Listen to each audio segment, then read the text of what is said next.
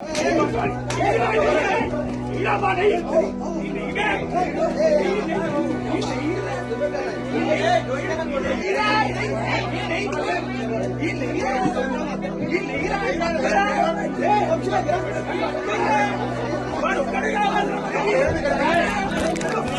Welcome to today news.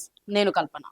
దాదాపు గత కొద్ది రోజుల నుండి చూసినట్టయితే ఎక్కడ చూసినా కూడా మత గొడవలు, మత చిచ్చులు, కులాల మధ్యలో గొడవలు. సో సుప్రీంకోర్టు ఇచ్చిన తీర్పును ఆధారంగా తీసుకొని ఇంకా ఎక్కువ అవుతున్నాయేమో అని కూడా మనం చెప్పుకోవచ్చు. అయితే నిన్నటి రోజున ఏం జరిగిందంటే, చర్చిలో ప్రేయర్స్ జరుగుతూ ఉంటే హిందూ వాహిని వాళ్ళు వెళ్ళి లైవ్ బంద్ చేసి ఎవరైతే లైవ్ పెడుతున్నారో ఆ చర్చ్ మెంబర్స్ ని కొట్టడం జరిగింది. ఇది ఎంతవరకు కరెక్ట్ అనేది చూడండి. మాకు నిన్న రాత్రే ఈ విషయం తెలిసింది. అక్కడున్న కొంతమంది మా రిపోర్టర్స్ ఈ వార్తను మాకు సెండ్ చేయడం కూడా జరిగింది. మొత్తం తెలుసుకున్నారు. హిందూ వాహిని వాళ్ళు వచ్చి ప్రేయర్స్ చేయొద్దు, ఇక్కడ ప్రేయర్స్ జరగడానికి వీల్లేదని చెప్పి లైవ్ నడుస్తూ ఉంటే, నిన్న ప్రేయర్ జరుగుతూ ఉంటే ప్రేయర్ మధ్యలోకి వెళ్ళి జై శ్రీరామ్ అనే నినాదాలు చేస్తూ హిందూ వాహిని వాళ్ళు వీళ్ళని కొట్టడం జరిగింది. ఆ కొట్టిన వీడియోస్ కూడా చూడండి.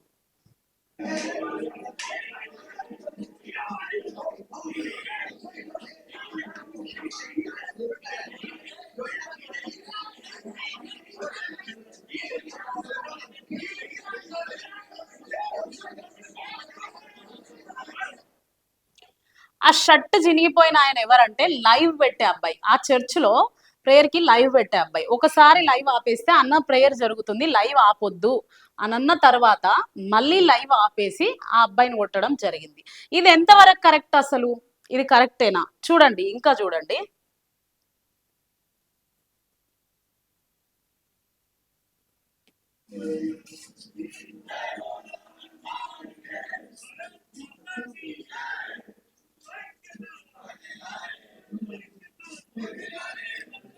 హిందువుల ఐక్యత ఎక్కడ వర్దిల్లాలి? చర్చిలో హిందువుల ఐక్యత వర్దిల్లాలనా? జై బోలో భారత్ మాతాకి మంచిదే, జై శ్రీరామ్ మంచిదే, అన్ని మంచివే. అయితే ఎక్కడ ఇవి చెప్పాల్సింది? ఇది police station, Adibatla police station దగ్గరికి వెళ్ళి అక్కడ కనీసం పోలీస్ వాళ్ళు కదా, ఇది చట్టం కదా అని అనుకోకుండా చట్టాన్ని వాళ్ళ చేతిలోకి తీసుకొని జై శ్రీరామ్ అనడం హిందువుల ఐక్యత ఎక్కడ వర్దిల్లాలి? చర్చిలో హిందువుల ఐక్యత వర్దిల్లాలనా? ఇది అసలు న్యాయమేనా? వాళ్ళ ప్రేయర్స్ దగ్గరికి వెళ్ళి మీరు చర్చ్ బంద్ చేసి అక్కడున్న వాళ్ళని కొట్టి దాదాపు 10 నుండి 20 అసలు దౌర్జన్యం జరుగుతుందా? మన దేశంలో ఏం జరుగుతుంది? ఇది ఎంతవరకు కరెక్ట్? అసలు ఆదివారం క్రైస్తవులు ప్రార్థనలు చేసుకుంటారు. అయితే ప్రార్థనల దగ్గరకు వచ్చి హిందువుల ఐక్యత వర్దిల్లాలంటే అంటే మీకు గుడిలు లేవా? లేకపోతే మీకు ప్లేస్ లేదా? మీ గుడిలలో పోయి హిందువుల ఐక్యత వర్దిల్లాలని చెప్పండి, మంచిదే. జై శ్రీరామ్ అని చెప్పండి, మంచిదే. జై హనుమాన్ అని చెప్పండి, మంచిదే. అంతేగాని మందిరాలలోకి వచ్చి వాళ్ళు చేసుకునే ప్రేయర్స్ దగ్గరకు వచ్చి వాళ్ళని కొట్టడానికి మీకెంత ధైర్యం అసలు? సిగ్గు శరం ఉందా? హిందువుల ఐక్యత ఎక్కడ వర్దిల్లాలి? ఎవరికి మధ్యలో గొడవలు పెట్టాలనుకుంటున్నారు? హిందువుల పేర్లు చెప్పి మతోన్మాదాన్ని నడిపిస్తున్నారు. హిందూ వాహిని అని పేరు పెట్టుకొని, ఆర్ఎస్ఎస్ అని పేరు పెట్టుకొని, హిందూ దళ అని పేరు పెట్టుకొని, హనుమాన్ దళ పేరు పెట్టుకొని ఎవరికి మధ్యలో గొడవలు పెట్టుకోవాలని చూస్తున్నారు. సరే, ఇప్పుడు మీరు చర్చిల దగ్గరికి వెళ్ళి, చర్చి లోపలికి వెళ్ళి దౌర్జన్యం చేసి చర్చి లోపలికి వెళ్ళి మీరేమంటున్నారు? హిందువుల ఐక్యత వర్ధిల్లాలి అంటున్నారు కదా. మీరు కూడా భజనలు చేస్తుంటారు, అయ్యప్ప స్వామి పూజలు చేస్తుంటారు, జాగ్రత్తగా గమనించండి, శివమాల ధరిస్తూ ఉంటారు, ఇన్ని చేస్తూ ఉంటారు కదా. మీరు భజనలు చేసేటప్పుడు అదే క్రైస్తవులు మీ దగ్గరకు వచ్చి ఆమెన్ హల్లెలూయా అనడం, యేసుక్రీస్తు ప్రభు పాటలు పాడుతూ మీరు చేసే భజనలు ఆపేస్తే ఇది కరెక్టేనా? అది మీకు ఓకేనా? మీకు సమంజసమా? లేకపోతే గొడవలు అవుతలేవు, ఈ మధ్య కాలంలో దాడులు కూడా జరుగుతలేవు, ఎట్లయినా ఇప్పుడు సుప్రీంకోర్టు తీర్పు ఇచ్చేసింది, క్రైస్తవులకు ఇది ఎస్సీ హోదా వర్తించదు, మహా అయితే కేసు అయితే మళ్ళీ బెయిల్ మీద బయటకు వస్తాం అనుకొని ఆ ధైర్యంతోనేనా? ఇప్పుడు చూడండి, పోలీస్ స్టేషన్ దగ్గర ఈ నినాదాలు చేయడం కరెక్టేనా? పోలీస్ వాళ్ళ మధ్యలో అది కూడా చూడండి, ఎంత మంది ఉన్నారు అక్కడ పోలీస్ వాళ్ళు.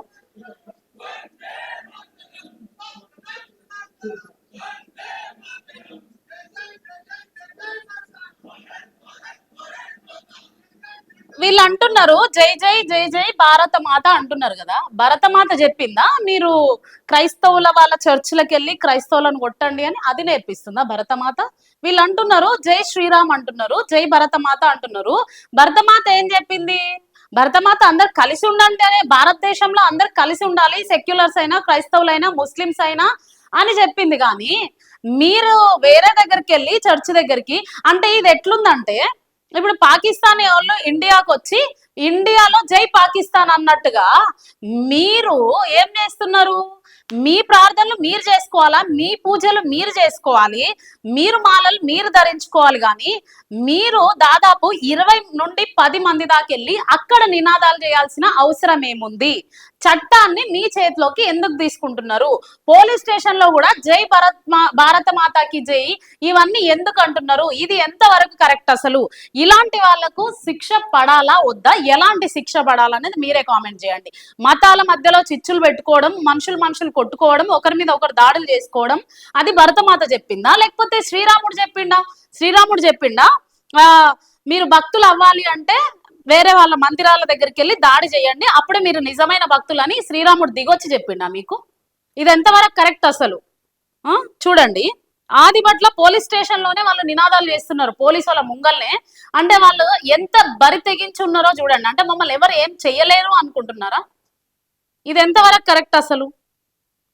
సో ఈ విషయం తెలిసిన తర్వాత అక్కడున్న రిపోర్టర్స్ మాకు పాస్టర్ నెంబర్ కూడా పెట్టడం జరిగింది. ఇది నిజమేనా కాదా అని మేము గ్రౌండ్ రిపోర్ట్ తీసుకోవడం కూడా జరిగింది. అక్కడ తెలుసుకున్నాం.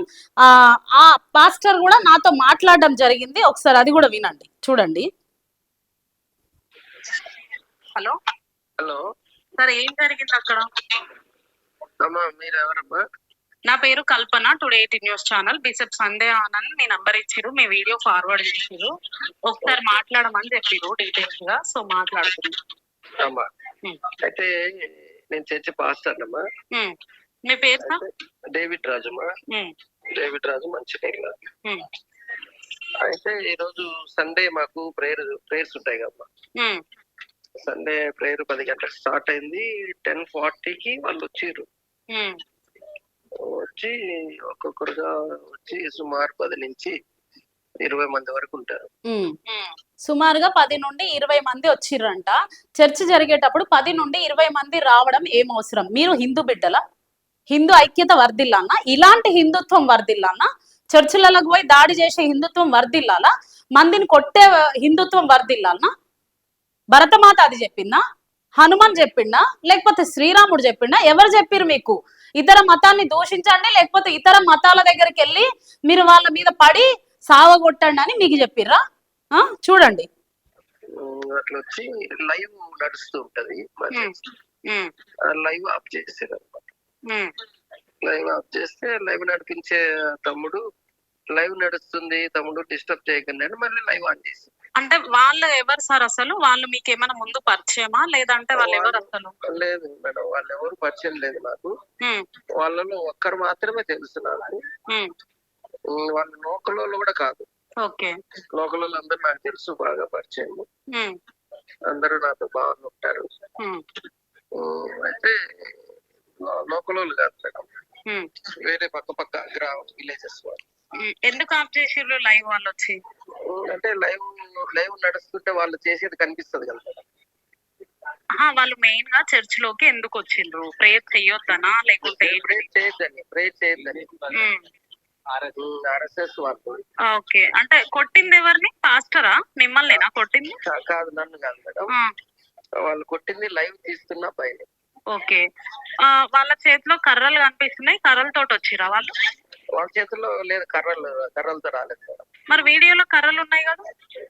కర్రలు ఉన్నాయి అంటే ఆడ లైవ్ తీస్తాం కదా మేడం. ఆ లైవ్ తీసుకున్న అది ఆ స్టాండ్ తీసుకున్నారు కొట్టడానికి. మరి లైవ్ పెట్టి అబ్బాయిని కొడుతుంటే మీరు ఎవరు ఆపడానికి ప్రయత్నించలేదా? మేమంతా అప్పుడు అక్కడ అడ్డుపడుతూ ఉన్న వాళ్ళు మా వాళ్ళే. అడ్డుపడుతున్న వాళ్ళు మా వాళ్ళే. ఎంత అడ్డుపట్టినా వాళ్ళు అబ్బాయిని కొట్టారు. ఎంత అడ్డుపడినా కూడా ఆ అబ్బాయిని కొట్టిర్రంట. ఏదైతే లైవ్ పెట్టే ట్రైపాడ్ ఉందో ఆ ట్రైపాడ్ తీసుకొని కొట్టడానికి ప్రయత్నించిరంట. సో అది వీడియోలో కర్రలా కనిపిస్తే కర్రలా సార్ అవన్నీ అడిగితే కాదు, ట్రైపాడ్ అంటే వీడియో పెట్టిన స్టాండ్ తీసుకొని కొట్టడానికి వాళ్ళు ప్రయత్నాలు చేసిరంట. చూడండి ఎంత దారుణ స్థితికి దిగజారిపోతున్నారు. ఇంత దారుణం ఎందుకు అసలు? మీ మందిరాలలో వాళ్ళ మందిరాలలో వాళ్ళు ప్రార్థనలు చేసుకుంటారు, మీ మందిరాలలో మీరు పూజలు చేసుకోండి.